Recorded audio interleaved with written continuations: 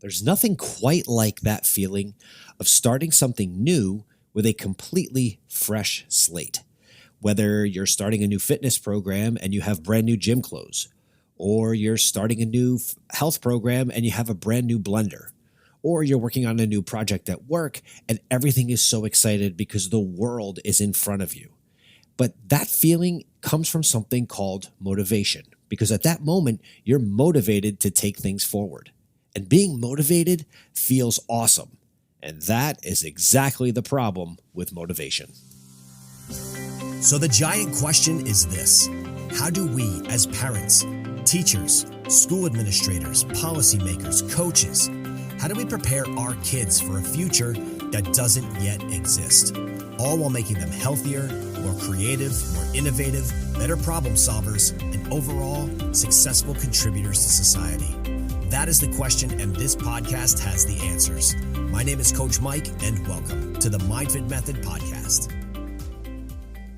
So if you're anything like me, you have days when you are completely motivated to get something done, and you have other days when you are not motivated to do anything. And it's not only us as adults, I see it for kids too. I see days when they are motivated to get out, do the things they have to do. They're excited. They want to go out. They want to go someplace, all of those things.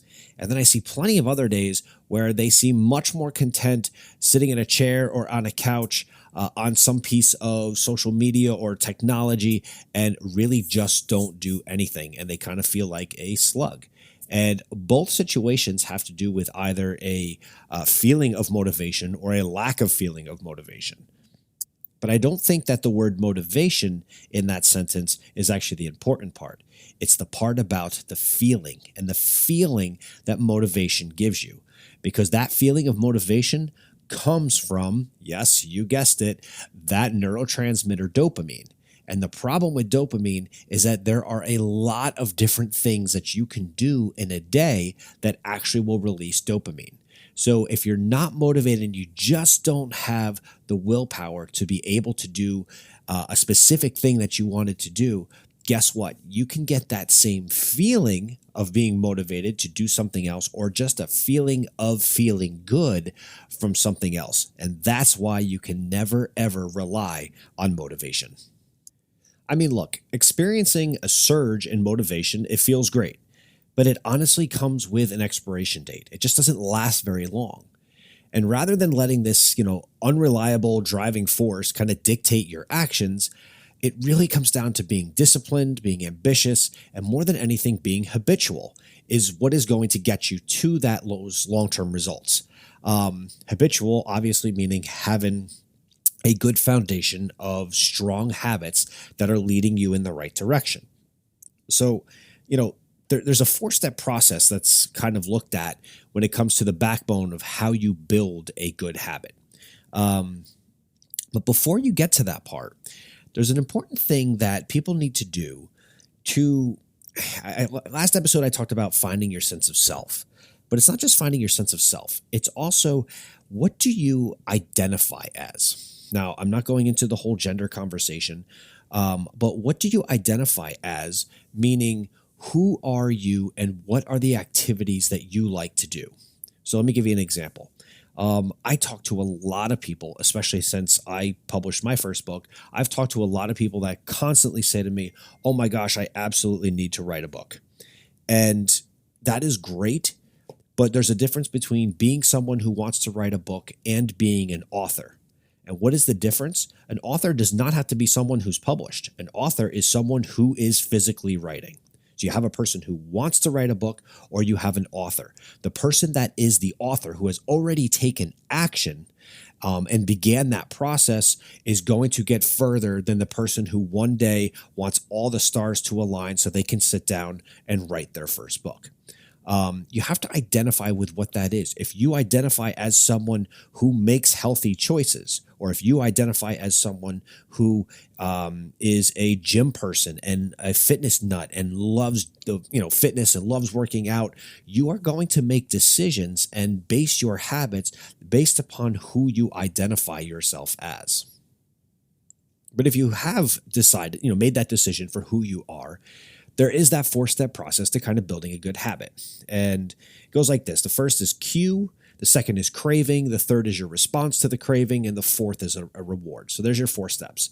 The cue is essentially related to like the initial stimulatory sensation that initiates a habit. So let's use what our normal sensations are. So smelling, hearing, tasting, feeling, or reading, right? And seeing. Craving is that you have a desire to carry through with responding to this cue and instigating the associated habit. And as you crave the end result, it will deliver. If you crave whatever it is that's in front of you, it will not deliver the same way as craving what you are looking for it to be, looking for that end result is going to be. The response to your craving is the actual act of performing that habit itself. And you know, after the fact that you've decided that the effort required to fulfill that habit is worthwhile to achieve the end result. That is a big thing. The last one is the reward. And, you know, as the consequence of your habitual action, you achieve the reward and you feel satisfied because you're happy about what you did. So let's kind of put this into an example. Let's say you are at a work function or you're at a party or whatever, and there's a gorgeous spread of fruit and pastries on a table, and you are, you know, you're hungry. You want to eat something. So the cue is that you're hungry and the fruit catches your eye, right? So then all of a sudden you get a craving because you have a desire now to pick up an apple or some melon or a banana, something, instead of that almond croissant that's in the platter right next to the fruit, because you identify yourself as someone who makes nutritious choices and you don't want to exceed essentially what your caloric requirements are for the day. So you're going to choose that vitamin-rich piece of fruit instead of the chocolate croissant, almond croissant, cheese croissant, whatever it may be. So once you've made that decision, then the question comes, do you actually stick with it? And what is the actual action that you take after that?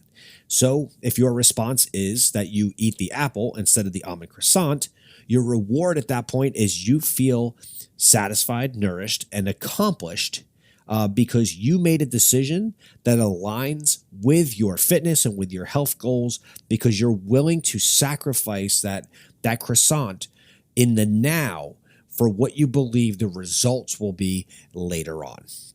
So, I mean, obviously this is a hypothetical circumstance, but it's one that we may be faced with on a regular basis. In order to have those positive behavioral changes, you just have to stay consistent, but you have to have those habits in place. And quite honestly, the community or the people that you are around will or can influence what some of those responses to that stimuli are. So if you are in a room of people where every single person that is there is going to pick up a croissant or something not on the fruit side, it also puts your brain in a little bit of a quandary because you want to be part of that community, but you also want to stick to your habits. So surrounding yourself with people who have like-minded ideas about you is absolutely one of the ways that you get a lot further into your goals. I mean, think about this. We see this with kids all the time, right? So if the children that our children hang out with do X or Y, whatever it is, whether it's they play video games all the time, if every time one of our kids goes to a child's house where all they do is play video games all day long, what do you think they're probably going to be doing when they go there? They're going to play video games. If all the kids at school are bringing Twinkies to lunch, this was one thing that used to bother me so much when I had MindFit. I would often run summer camps, and I actually remember kids coming because they would brown bag lunch.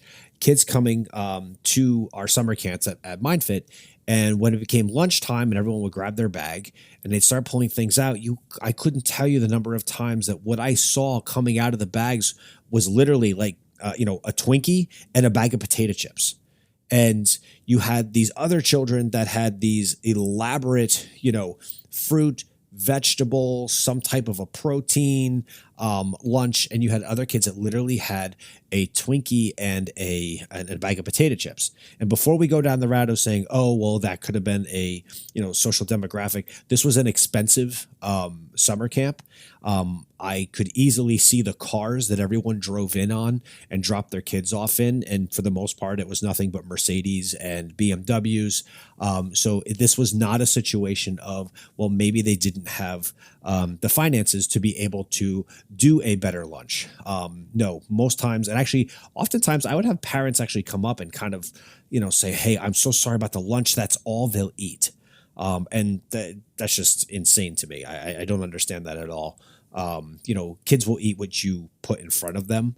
And if they want something else, trust me, when they get hungry enough, they will eat whatever you put in front of them because they're starving at that point, whether they like it or not. Obviously, everyone has food likes and dislikes.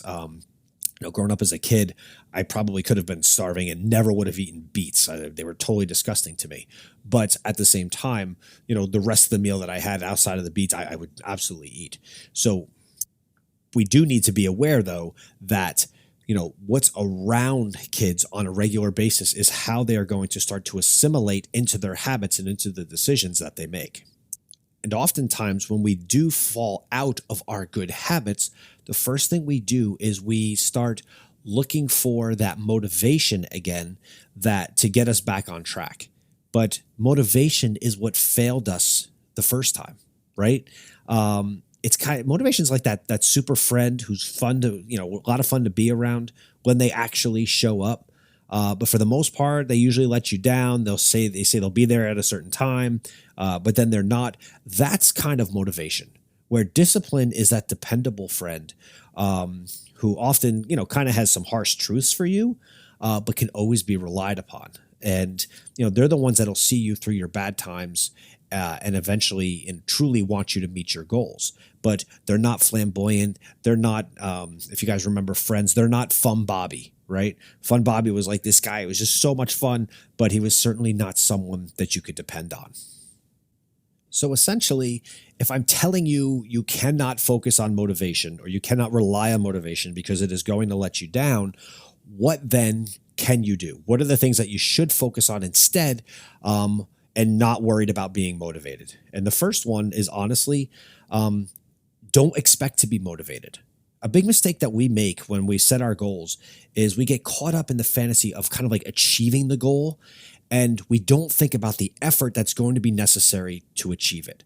So just expect that it is going to be a lot of effort that goes into it.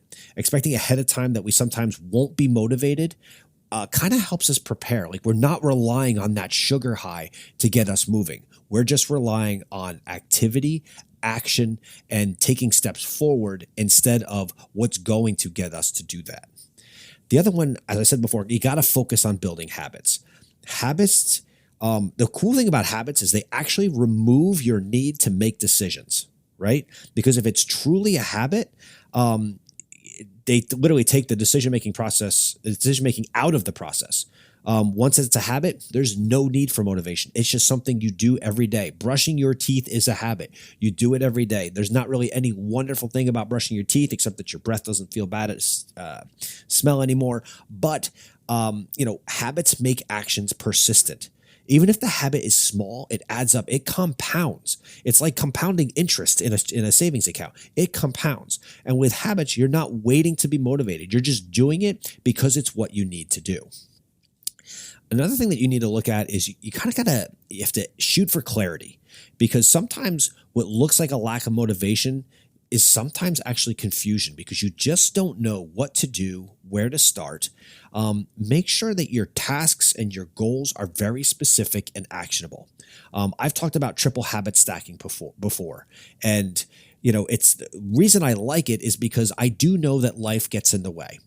And when life gets in the way, if you have one thing that you want to do every day, right? And let's say you are motivated to do it and it is a habit, right? Then you have a great situation, but life gets in the way, something happens and you can't achieve that one thing. Now you feel like you not only didn't take a step forward, but that you took a step backwards. And I don't want you to think that way. So the reason I like triple habit stacking is that you're doing at least two of the three things. If one of them falls off, it's okay. You still took steps forward. You didn't take as many steps forward as you would have if you had accomplished all three, but you're still taking steps forward. And most importantly, you didn't take a step backwards, because that's a big thing. When you're tackling a big goal or a project, you have to look at what is the next thing that I can do to leverage that's going to get me to my goal. Once you have a clear understanding of that, you can move forward. And I'll use writing a book as an example, because I'm in the process of writing not just one right now, but two of them right now. That's for another conversation for another day.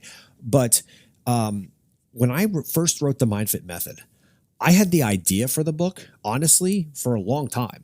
But it's like, oh, how do I start? I don't know what to do. Do I just sit down at a computer? How do I break it up? And then you start thinking about really stupid things that don't even matter.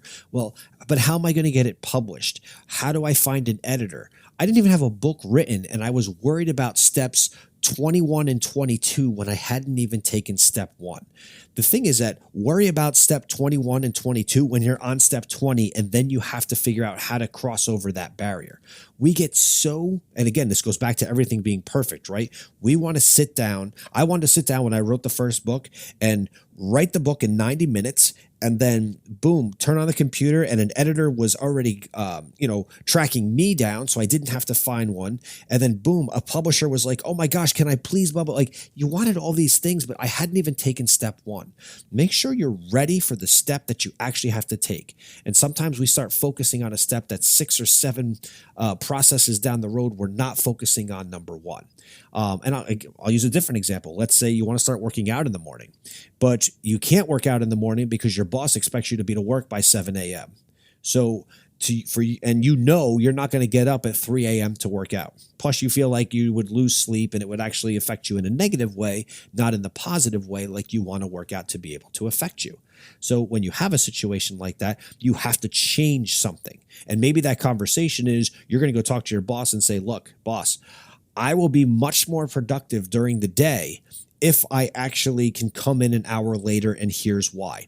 And if you'd like, we can even track my productivity so that I can show you it's a reality and I actually am more productive." If you've ever read Tim Ferriss's book, The 4-Hour Workweek, he actually talks about that, and having those conversations and doing that. It's a great thing to do. But make sure you take step 1. If step 1 is you want to start working out, but you can't do it because you have to be in by 7 a.m. or by 6 a.m. to work, then actually starting to work out is not step 1. Right? You have to understand what step 1 is. And I talked just a little bit ago about, your identity.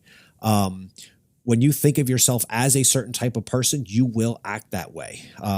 That way you don't have to worry about motivation. If you're the type of person that takes action, you will take action. If you're the type of person who gets things done, you will get things done.